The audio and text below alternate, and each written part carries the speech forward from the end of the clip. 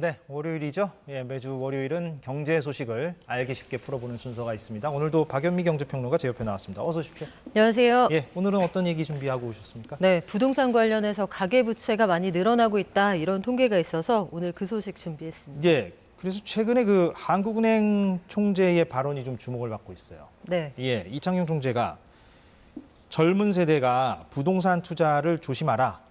예, 이런 말을 했단 말이죠. 이건 어떤 맥락에서 한 것인지 좀 해설이 필요할 것 같은데요. 지난주에 한국은행이 5번 연속으로 금리를 동결을 하면서 기자회견을 통해 나온 이야기인데 네. 지금 상당히 조심해야 할 필요가 있다. 이거는 특히 포커스를 맞춘다면 2030 세대를 향한 메시지다. 이렇게 보셔도 무방할 것 같습니다. 이창용 총재가 보기에는 20, 30대들이 태어나서 아마도 주거 문제에 관심을 가진 이후에 하락장을 보지 못했을 거다. 이 전제가 깔려 있는 것 같아요. 계속 집값이 오르기만 했다. 그렇죠. 예. 만약에 올해 30살인 청년이다라면 20대 중반쯤부터 내 집 마련에 관심이 있었다라고 쳐도 그 이후로 줄곧 상승하는 것만 봤을 거거든요. 2018년 이후에 뭐 작년에 하락하기 전까지는 줄곧 올랐고 특히 코로나19 그 상황 속에서는 자산 가치가 급등하는 것만 봤기 때문에 초저금리 상태에서 집값이 완전히 무섭게 올라가는 그런 상황을 또 기대하기는 어렵다. 일종의 경고라고 볼 수가 있겠고요. 또 한 가지는 대출이 늘어나면서 집값이 좀 안정되던 그런 시기가 올해 상반기에 잠깐 있었지만 정부 정책의 큰 방향을 좀 틀어줄 때가 됐다. 그때는 뭐 둔촌주공으로 상징되는 연초에 굉장히 어려울 수도 있다라는 시장들이 전개가 됐잖아요. 근데 여기 정부 정책이 적극적으로 개입을 하고 여러 가지 규제가 완화가 되면서 시장이 겪어야 하는 조정을 겪지 않고 지나갔다. 아마 이 부분에 대한 고민도 있는 것으로 그런 보입니다. 문제의식도 담겨 있는 것 같다. 네. 하는 총재 말에. 예, 차근차근 좀 풀어보죠, 그러면. 그러면 그 지금 말씀해 주신 거 중에 그러면 앞부분, 그러니까 금리 부분이요. 네.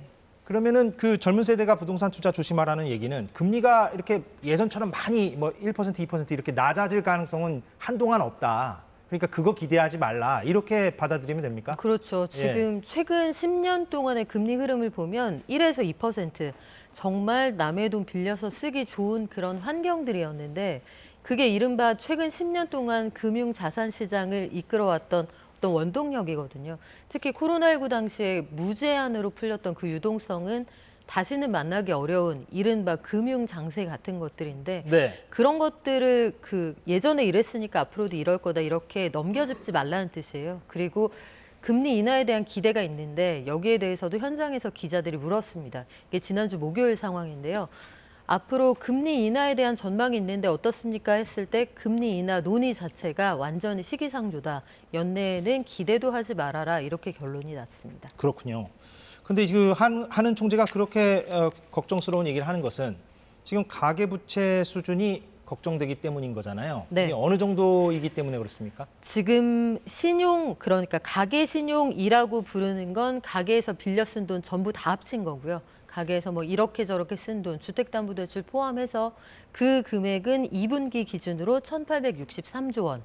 1,863조 원이라는 돈이 감이 잘 안 오실 텐데 우리나라 1년 GDP가 대략 1,800조 원 정도 됩니다. 그러니까 우리나라 1년 GDP를 넘어선 규모다.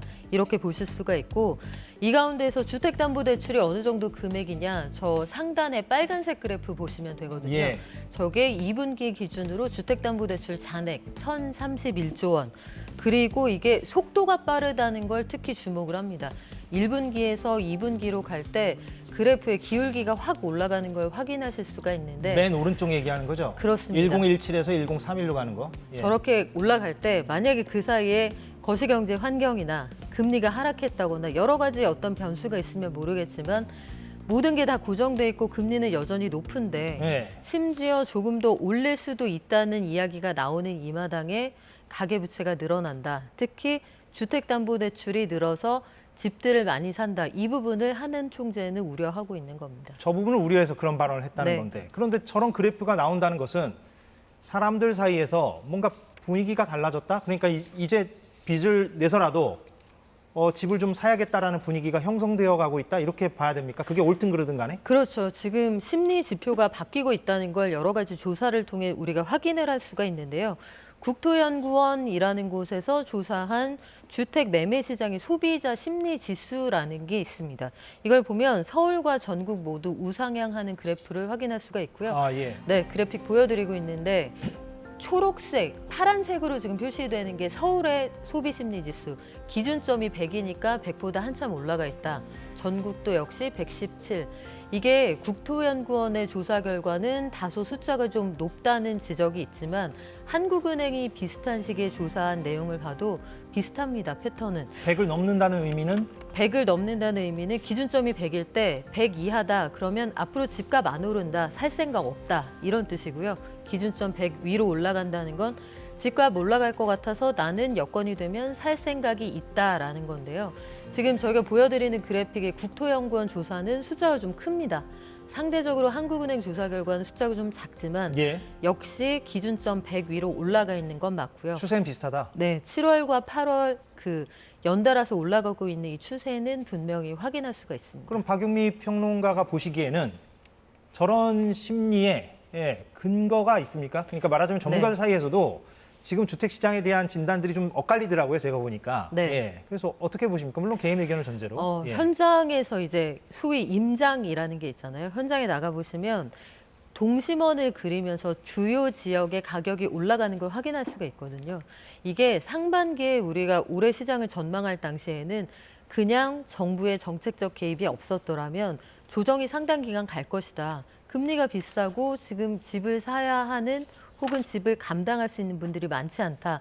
이렇게 봤는데 당장 1월에 나왔던 조치들을 보면 둔촌주공이 미분양이 나지 않도록 정부가 연끌을 한 셈이거든요. 정부가 정책적으로 둔촌주공의 미분양을 막았다. 이렇게 볼 수 있는 상황들이 있으니까 단군 이래 최대의 재건축이라고 했던 그 둔촌주공은 아주 상징적인 단지였기 때문에 그걸 보고 안심하는 투자자들이 있었을 테고, 두 번째는 여러 가지 대출 규제 완화나 아니면 소위 줍줍이라고 하는 것들, 이게 해당 지역의 무주택자만 가능했는데 이제는 규제가 풀리면서 집이 설사 팔리지 않고 남는다고 해도 전국에 있는 모든 성인들, 집이 몇 채 있든 상관없고요. 그 동네 안 살아도 되고 이런 분들이 다 청약을 넣을 수 있으니까 통장도 필요 없습니다. 그래서 그런 상황이 연출이 되는 걸 보면서 대표적인 단지들이 완판이 되거든요. 상당히 경쟁률도 올라가게 되고 이게 전국구 시장이 되어버리니까 이걸 보고 사람들이 들어갈 때라고 판단을 하는 거고요. 실질적으로 특례 보금자리론이라고 해서 시세 9억까지는 소득을 보지 않고 DSR 따지지 않고 5억 원까지 빌려주는 정부의 정책자금 대출이 있습니다. 예. 이게 올해 들어서 31조 원어치가 풀려 있는 상황이면 정부의 정책적인 개입을 통해서 시장이 다시 상승 반전하기 시작했다는 판단들을 국민들이 하시는 거죠. 예. 그래서 시장에서 주요 지역을 중심으로 가격 반등이 나타나고 이걸 보면서 이제 동심원처럼 외곽으로 상승세가 번져나가고 있는 게 현재의 통계가 보여주는 사실입니다.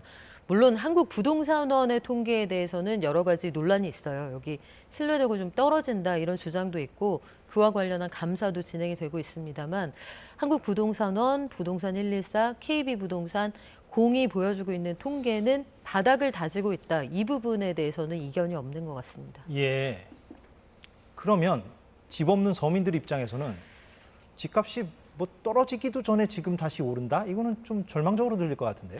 지금 말씀하신 그 부분이 포인트인데요. 예. 떨어지기도 전에. 그러니까 2008년 세계 금융위기 당시에는 5년 동안 하락을 하고 조정장을 통해서 이제 레버리지도 정리가 좀 되고요. 가계부채도 좀 조정이 되고 이후에 5년 하락하고 그다음에 8년 상승을 했거든요.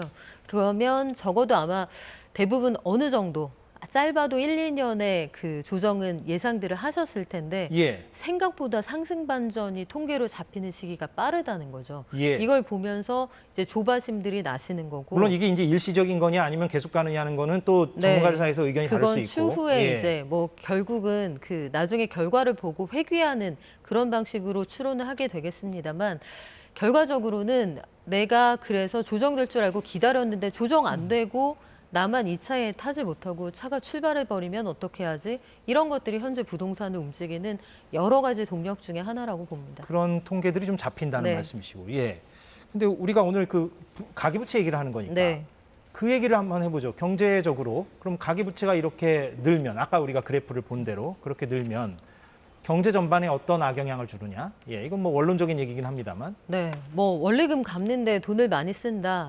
이른바 영끌족의 경우에는 20, 30대 일부의 경우에는 내가 버는 돈의 한 80%를 빚 갚는 데 쓴다 이런 분들도 계시더라고요. 예. 이렇게 되면 나가서 돈 쓸 여력이 없겠죠. 그러면 소비가 위축이 될 테고 GDP라는 게 결국 소비, 생산, 수출 이런 것들의 총합이 될 텐데 그러면 경제 성장률에 악영향을 미치는 건 뭐 자명한 사실입니다. 그리고 부동산에 돈이 몰린다는 거는 생산적인 데에 돈이 몰리는 건 아니잖아요. 아니죠. 그렇다면 우리 사회가 쓸 수 있는 총 가용 자산의 상당 부분이 부동산에 묶인다는 뜻이기 때문에 미래를 위한 투자도 아니고 당장 나가서 외식을 하거나 즐겁게 지낼 수 있는 것도 아니고 사람들의 생활은 팍팍해지고 GDP는 떨어지고 또 한 가지는 이렇게 되면 금리를 적시에 충분히 올릴 수가 없습니다. 환율 문제가 있어도요.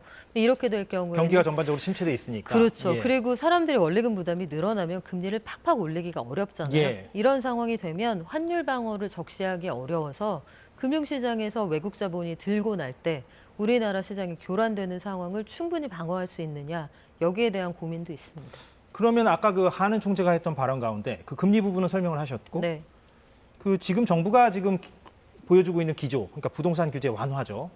이것이 좀 조절이 필요하다.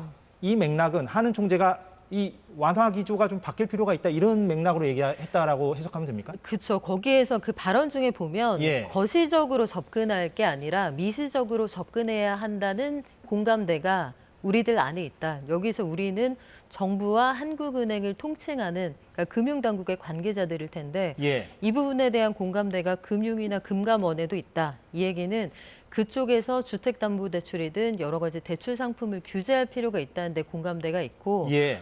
무차별 폭격에 해당하는 금리 인상은 거론하기가 좀 어렵다. 예컨대 오늘 같은 날씨에도 누군 덥고 누군 시원하지 않겠습니까? 예. 덥다고 하는 데만 에어컨 틀면 된다 이런 얘기입니다. 그렇군요. 알겠습니다. 근데 아무튼 집 없는 서민들 입장에서는 예, 괴로운 상황인 건 마찬가지인 것 그렇죠. 같고요. 네. 예, 알겠습니다. 오늘 여기서 마무리를 하겠습니다. 박연미 경제평론가였습니다. 고맙습니다. 네, 오늘 사사건건 여기까지 하겠습니다. 저희는 내일 오후 4시에 돌아오겠습니다. 고맙습니다.